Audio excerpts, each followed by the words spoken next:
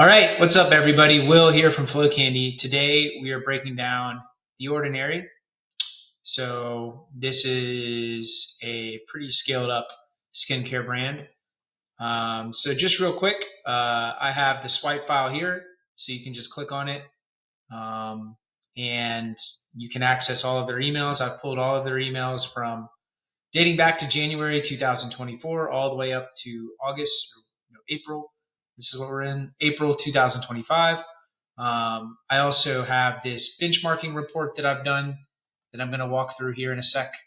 Um, so everything's here and you can access it and just sort of see that everything that I'm going through.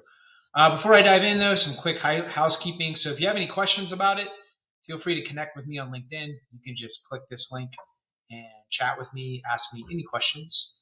And then if you want to chat with me about it in person, like on the phone, you can always schedule a call with me here. Click that link and you'll be able to speak with an expert like me or someone on my team. And we'll walk you through any problems you're having. All right. So with all that out of the way, let's jump into The Ordinary. Um, so first off, like before I get into the emails, like this company is a traffic machine. Okay, they're generating 13 million visitors in the past 3 months. So what is that? Like over 4 million a month. That's huge. That's like on the level of some of the like Kardashian brands. That's more than like Liquid Death. Some of the other brands we've broken down that a lot of people talk about online. So these guys really know how to drive traffic. I'm also benchmarking them against another brand that's sort of similar called, I think it's INKEY List, that is honestly impressive too with the traffic they drive, but not as much as The Ordinary. It's crazy how much traffic these guys are driving. Um, so before I jump into the actual emails and the strategy themselves, I have a ton of notes here. Frequency wise, they only send about 8 emails a month. And compared to INKEY, they're about, or INKEY, sorry if I'm mispronouncing it. They're they're doing about 15 a month, so almost double the amount of sends. I'll get into the strategy in a second. Promotional frequency also, though. The Ordinary does not send a lot of promotional emails, and I'll show you like what they do and when they do it. They're very careful about promotions, while INKEY is a little bit more aggressive.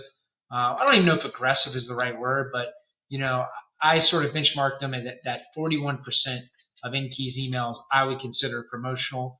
Promotional to me means anytime they do like 10% off, 20% off, get free shipping, buy one get one free.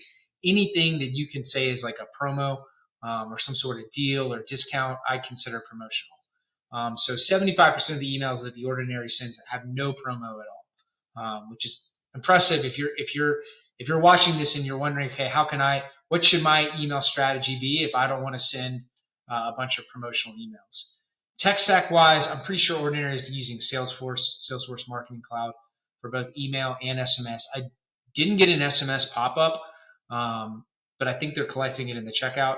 And then INKEY is using Klaviyo, and then for their SMS marketing, they're using Attentive. Okay, so let's jump into the actual strategy here. So I benchmarked them. I gave them a score of 12, and I actually benchmarked INKEY a little bit higher as a 14. And keep in mind, um, anything over 10, I consider to be pretty dialed in. And also, this is not like the most perfect system. Obviously, I don't have access to their analytics, so I can't see their revenue, for revenue from email, revenue from campaigns, revenue from flows, their revenue per recipient. I can't see any open rate data, click-through rate data, bounce, spam, unsubscribe. I don't have any access to their retention side or their segmentation.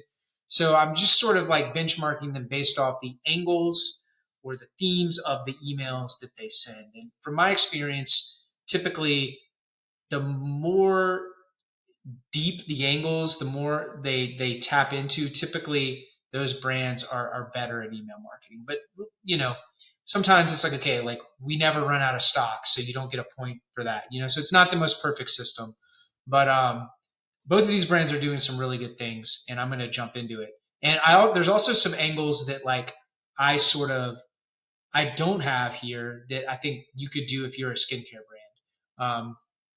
So first off, I just want to talk about um, the Ordinary's promotional sort of strategy. I did not see a promotional, and this is dating back till January 2024. I did not see a promotional email all the way. Was it April? No, it was September. Okay. They went all in 2024, they went all the way until September until they sent a promotional email. And it looks like they had a little bit of a um, sort of like was it like a September? Am I in September? Was it September? No, it was October, maybe actually. Excuse me. No, okay, here we go. September. They had a very minor little promotion they're going on here. We're listing the daily set off between September and October. Um, so, and again, it's not even really highlighted. It's like pushed way down above the fold or below the fold. So, this is literally the first time I caught them doing a promotional email. And you see they do a little bit more here towards the end of September, and 15% off. And I would even consider enjoy free shipping on all orders to be promotional, even though that is a very soft promotion. So all the way to September until you get some sort of promotional email. Now they do ramp it up. Like they're not, like I said, they're averaging about, I think I said 8 emails, sometimes more, sometimes less a month. But then it ramps up in November. 1, 2, 3, 4, 5, 6, 7, 8, 9, 10, 11, 12, 13, 14. So they almost double their emails that they send in November. This is obviously Black Friday, holiday season. And I think I counted uh, almost 70% of these were promotional.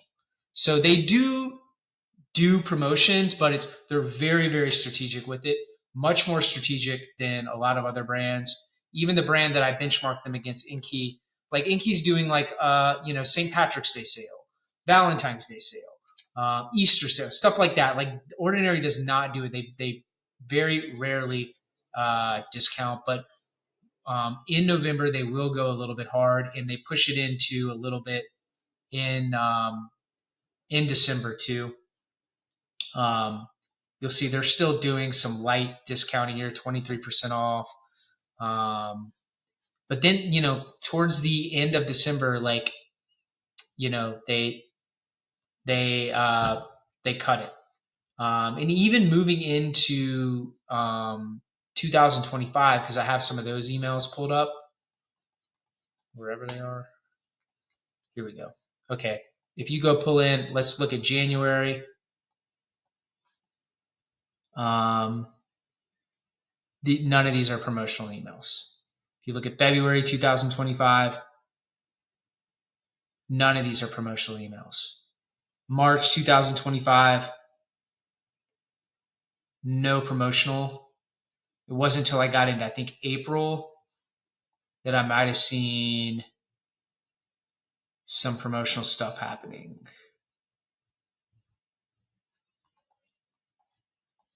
Maybe I'm wrong. I don't know. Maybe I am wrong. Yeah, so I don't know if they've even sent any promotional emails this year. Anyway, so you can just see that they're very, very careful with their promotions. Let's move on to a couple other emails I think they do well. Let's see. Content wise, they do a decent amount of like content. I would consider, see what caffeine can do. They'll mix in a couple of these every once in a while. One angle that they brought in that that I liked that I hadn't seen before too was, or I've seen it before, but I don't have it in my list, that I think both them and INKEY do. And if you're a skincare brand, you should totally do, is these before and after sort of angles. Like you could do a whole email around this, like before and after. You could tailor it to a single product or a collection. If you're doing a product launch, you could add this in. You could even put this into your flows. You could bring it in with SMS. So, I mean, this is a great angle that, if you're in a skincare brand, if you are a skincare brand watching this, I think you really should tap into this, especially if you can really show before and after pictures like this. So that was like a really, really cool angle I saw. Another cool angle I saw that was a little different that I hadn't seen a lot before was I think they did,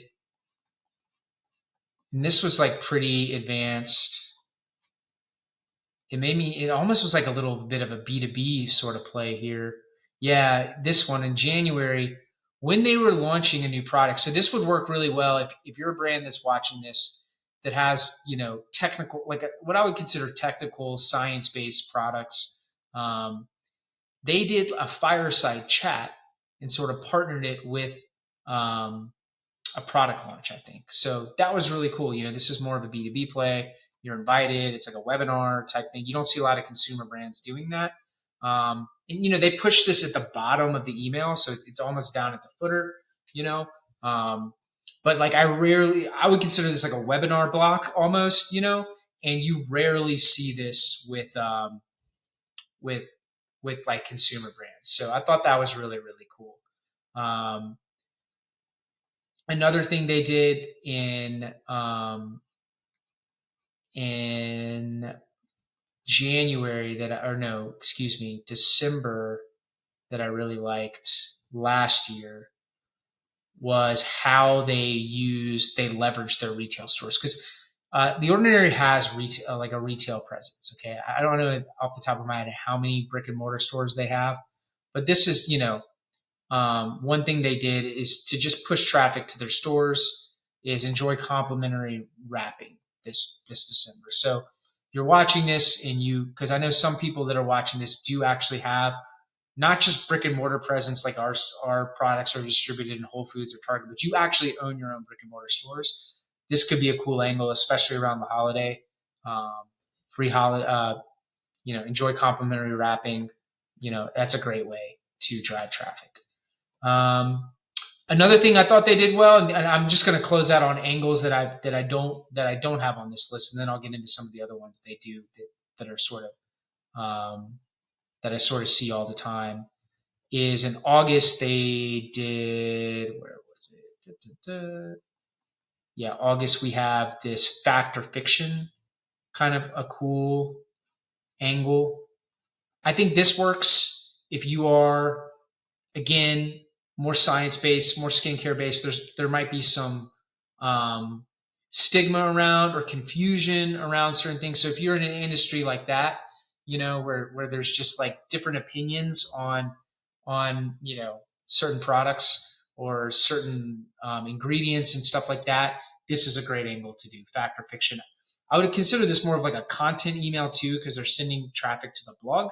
But yeah, it's a very, very interesting angle too that I found.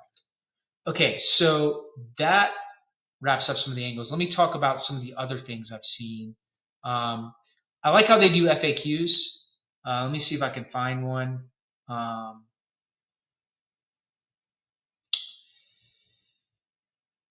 Not FAQs, but social proof. They do a lot of social proof like this.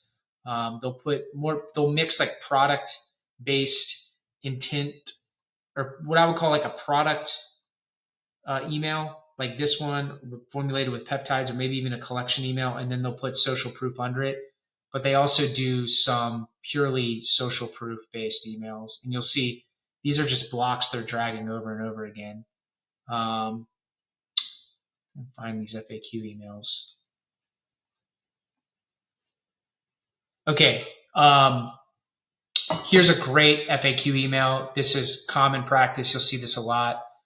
You could literally, your product 101. I like that headline. But yeah, it's just like any product you have where there's a lot of questions, where people, and I don't know their segmentation. I don't have access to segmentation, but my hunch is they're probably sending this to people that might have abandoned or false starts. Like they viewed the product, they never went into the cart or the checkout, they've never purchased this product before. You could, generically just call them prospects, or they've shown some sort of intent to purchase the retinoids. And so this is just an FAQ email on the retinoids. So this is a great email to send that educates people about the product without it being too promotional.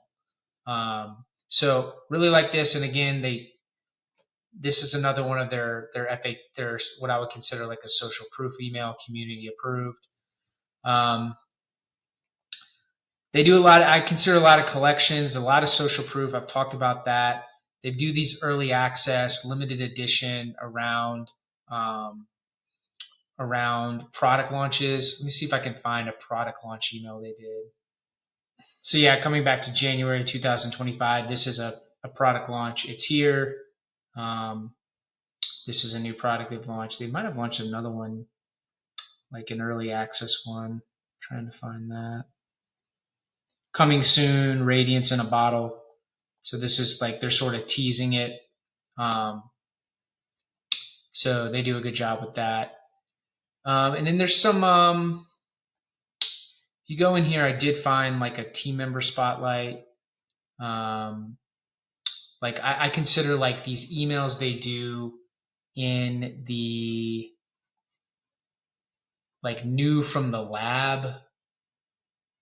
I'm being a bit generous here, but our lab's favorite. I consider that sort of team member. Although I would like to see more like behind the scenes type stuff or UGC type stuff even. But I'm going to give them that on that. So yeah, I mean, pretty good stuff. The retail stuff, obviously, they're driving traffic to their own retail store. So they scored pretty high, 13. I did have INKEY a little bit better. Why? So a couple things I liked about INKEY. I don't have their emails pulled up, but one is they're doing text-based campaigns, which I really like. I'm not saying every single campaign needs to be text-based. Text-based means they're not styled like this. It's just like a normal looking email that you would write to a colleague. And the reality is a lot of brands don't realize this, that these emails perform a lot of times just as well as these D2C style, heavily designed emails. They're a lot easier to produce, and sometimes they even render in the inbox and they have a higher deliverability. So I recommend every brand mix that in a couple times, and people say, well, that's off brand. We don't want to do that. Well, I was just looking at, the one of the Kardashians brands, Lemmy, they do text-based emails. I was looking at Magic Spoon. Magic Spoon is D2C cereal brand that everyone holds up in high regard. They do text-based emails. I've benchmarked Breeze and Recess, two like sort of CBD-esque, enhanced drink brands. They're some of the highest brands I've ever benchmarked in terms of email marketing. I'm talking like 19, 20. These brands are doing a lot of stuff. They send text-based emails. So definitely recommend that. They also have a loyalty program they're driving a lot of traffic to.